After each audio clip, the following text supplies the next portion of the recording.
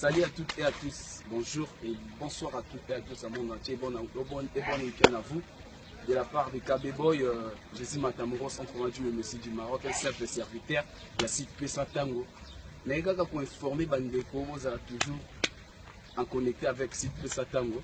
Connexion aux Pesa, nous sommes les cadres site Pesa Tango, ma Charlotte Pigeon, Zala Oumela, KB Boy.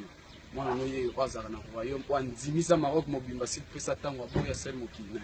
Donc, si tu fais ça, ils ont contrôlé la zone internet, c'est le monde entier. Donc, Playboy, le quoi, KB Boy, vrai chéri, le là. Ma maman a dit sur la Charlotte Pigeon. Ceux qui ont ligne, ils ont comprendre ma solo, ça a actualité. Donc, soit quand, pesa lito, il a si pesa tango, pesa misu, pour comprendre ni bande, on congolais, entre moi, le Messie du Maroc, il y a une personne solo. Dans un bois, parce qu'il y a un royaume.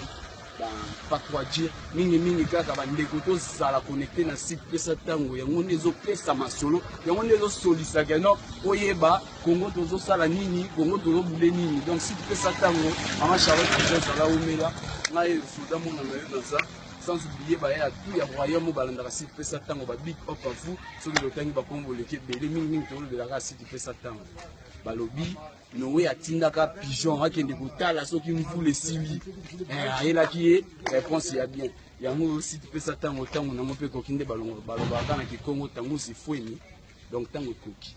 Merci à toutes et à tous, bon week-end à vous de la part de KB Boy, mingi simple serviteur à maman Charlotte Pigeon. Merci big up à vous maman Charlotte Pigeon, vous mettez la zala si Pesa Tango.